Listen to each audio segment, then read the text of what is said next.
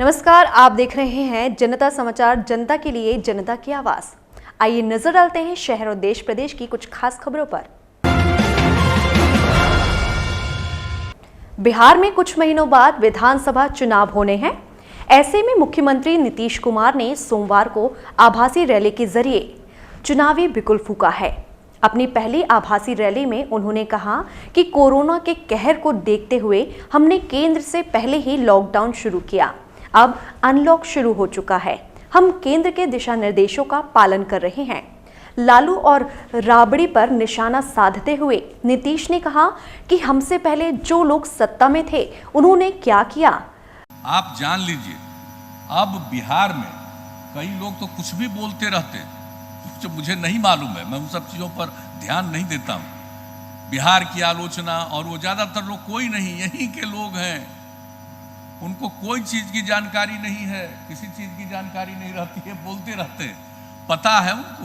हम लोगों ने शुरू से ही जो जांच बढ़ाने के लिए कहा, मार्च में बैठे थे तब हम लोगों ने तय कर लिया था कि हम लोग कम से कम 20,000 की जांच कराएंगे, और वो सिलसिला हम लोगों ने शुरू किया। और आज मालूम है, आज बिहार में प्रतिदिन 1,50,000 से ज़्यादा लोगों की जांच हो रही है प्रतिदिन।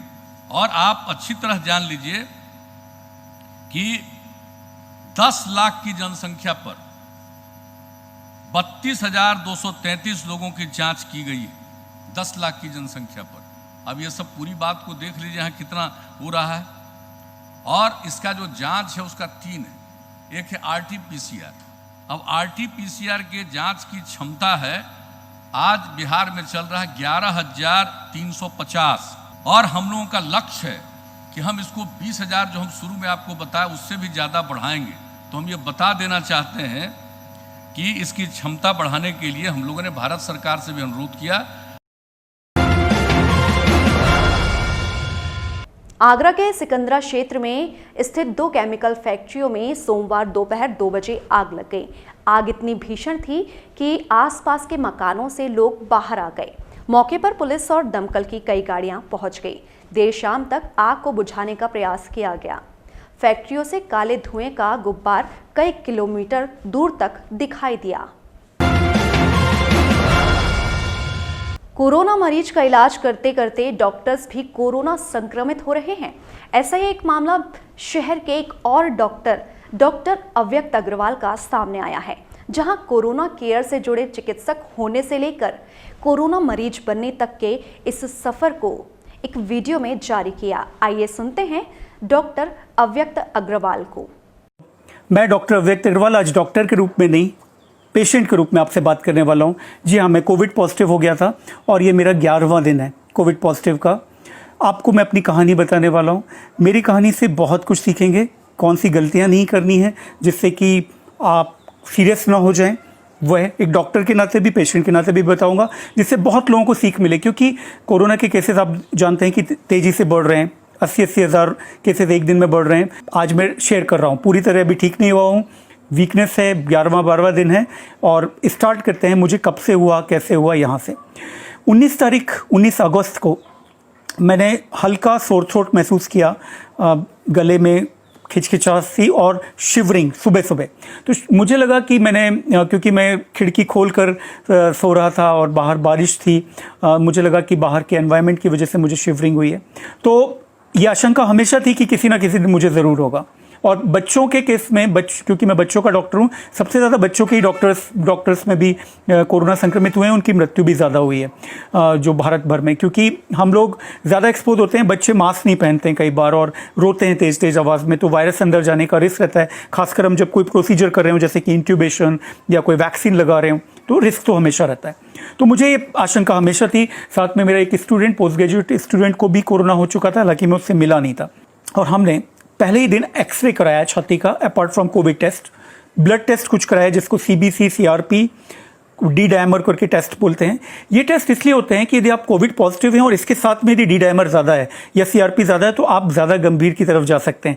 ये समझ लीजिए कि ज़्यादातर लोग 80% 85% लोगों को कुछ भी नहीं होने वाला है, वो घर पर बड़े आराम से ठीक होने वाले हैं। एक और टेस्ट मैंने शाम तक कराया क्योंकि मुझे हल्की ब्रीदिंग डिफिकल्टी महसूस हो रही थी, वह होता है सीटी स्कैन चेस्ट का।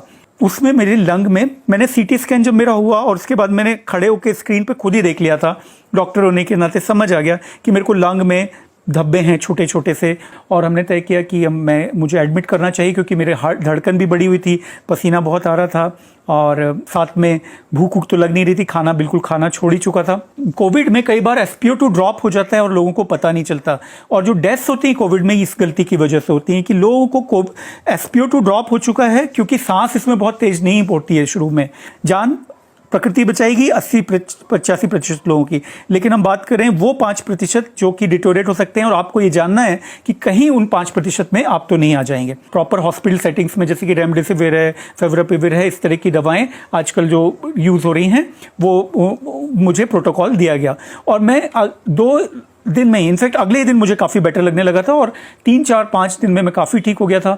6वें दिन से मुझे डिस्चार्ज मिल गया और मैं घर पर अब आराम कर रहा हूँ, लेकिन वीकनेस बहुत है, अभी भी दवाएं चल रही हैं, कुछ इंपॉर्टेंट दवाएं जिससे कि मेरे लंग में फाइब्रोसिस वगैरह डेवलप ना हो, लंग्स की प्रॉब्लम आगे ना बढ़े।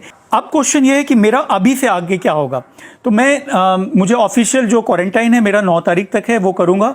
इसकी कुछ दवाएं हैं चल रही हैं, वो खत्म हो जाएंगी। जिंक, विटामिन सी, ये सब आपको लेना है, आराम, अच्छा न्यूट्रिशन, फैमिली सपोर्ट, ये सब बहुत इंपॉर्टेंट है क्योंकि जब ऐसा होता है और स्थिति खराब होने की तरफ भी जा सकती है तो आपको साइकोलॉजिकल सपोर्ट की ज़रूरत होती है। तो सारे दोस्त, फैमिली मेम्बर्स, ये जो फ़ोन पर आपसे बात कर रहे होते हैं, और ये वाला कोविड वाला पेशेंट अकेला पड़ा रहता है ना, वो किसी और से नहीं मिल सकता है। तो मुझे दिल से जो सबसे ज़्यादा खुशी इस एपिसोड से है वो 2 चीज़ों की है।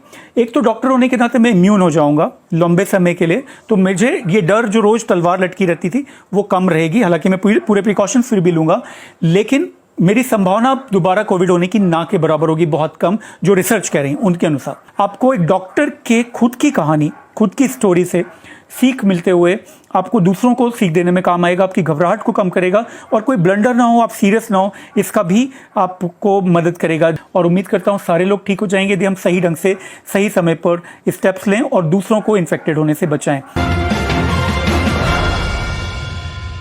बिहार चुनाव को लेकर राज्य में चुनावी गतिविधियां तेज होती जा रही हैं। हर राजनीतिक दल ने आगामी विधानसभा चुनाव को देखते हुए अपनी रणनीति बनानी शुरू कर दी है। इसके लिए लगातार बैठकों का दौर भी जारी है। इसी को लेकर सोमवार को लोक जनशक्ति पार्टी के संसदीय दल की बैठक दिल्ली में आयोजित हुई। यहां पर पार्टी अध्यक्ष चिराग पासवान समेत कई अन्य नेता भी शामिल रहे। सरकार कोरोना की आड़ में जिस तरीके से लोगों की जान ले रही है वो बहुत ही दुखद है। अगर कई मरीज लापरवाही की भेंट न चढ़ते तो आज जिंदा होते। ऐसा ही एक और मामला कुछ दिन पहले सामने आया था। तो आइए सुनते हैं डॉक्टर की लापरवाही की भेंट चढ़े पिता की कहानी, उन्हीं के बेटे की जुबानी।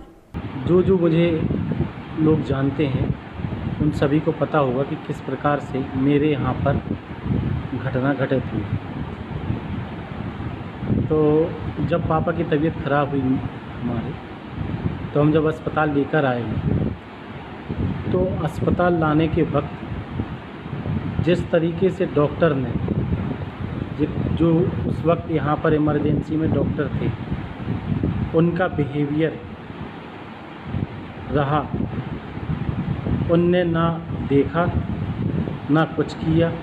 सीधे उनने ये देखा कि थोड़ा पेशेंट को घबराहट हो रही है, दिक्कत जा रही है, तो उनने सीधे लिया और निमोनिया वार्ड में पहुंचा दी। जब बात हुई तो उस वक्त तो कोई दिक्कत नहीं थी, बस ये दिक्कत हुई कि कोरोना पेशेंट जिस हाल में आइसोलेशन में जाता है, तो आप समझ लीजिए आइसोलेशन में जाने के बाद जैसे एक कैदी की जेल में हालत होती है, उससे कहीं ज़्यादा बदतर सरकारी आइसोलेशन में होती है। जैसे कि हमारे पापा के साथ जो घटना घटी, तो हम आपको बताएं, वो उनकी डेथ नहीं होती अगर उनके साथ लापरवाही ना बरती गई होती। सबसे बड़ी लापरवाही अगर सरकार बरत रही है, हमारी केवल एक बात है कि सरकार को अगर कोई व्यक्ति कोरोना पॉजिटिव निकलता है तो सरकार को परमिशन देनी चाहिए कि वो होम आइसोलेशन में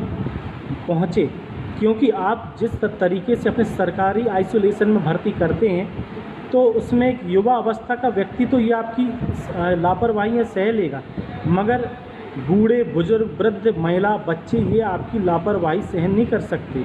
और कोरोना पेशेंट कहकर तो उनकी डेथ हो जाती है, मगर कोरोना पेशेंट समझ के डेथ आप समझ लीजिए, मगर उनकी लापरवाही से ही डेथ होती है। जैसे कि अगर कहें कि पप्पू भाई साहब एम्बुलेंस में ख़त्म हो गए, वहाँ पे ऑक्सीजन ख़त्म हो गई थी, सागर पहुँच जाते तो सही हो जाती, बिल्कुल नहीं। अगर सागर भी पहुँच जाते तो वहाँ पर भी उनकी डेथ हो जाती, क्योंकि सरकारी आइसोलेशंस में किसी भी प्रकार की कोई व्यवस्था नहीं है। मैं तो यही कहना चाहूँगा कि ईश्वर किसी के साथ ऐसा ना करे कि उनके वृद्ध माता पिता, उनकी घर की महिलाएं, उनके छोटे छोटे बच्चे अगर किसी प्रकार से कोरोना पॉजिटिव हो जाते हैं तो सरकारी आइसोलेशंस में अगर उनको रखा जाता है तो निश्चित ही मानिए कि वो बहुत दुविधा में। इसलिए हम यही कहेंगे कि सरकार को कई राहत देनी चाहिए। जैसे हमारे साथ घटना घट गई तो घट गई, मगर हम मजबूरन आए। जैसे अभी हमने कहा कि ट्रू नेट मशीन से हमारी जांच की थी, हम वहाँ से करके आए थे, तो हमने रात को ही जांच करा ली थी कि ऐसा ना हो कि हमारे घर में भी हो जाए। बिहार विधानसभा चुनावों की गहमागहमी के बीच सभी प्रमुख दलों और गठबंधनों की सक्रियता बढ़ गई है। कोरोना के कारण चुनाव को लेकर जो असमंजस्य की स्थिति थी, मंगलवार को पार्टी अध्यक्ष जेपी नड्डा और बिहार के प्रभारी देवेंद्र फडणवीस भी बैठक के लिए शहर आ रहे हैं। फिलहाल इस बुलेटिन में सिर्फ इतना ही। बने रहिए जनता समाचार के साथ।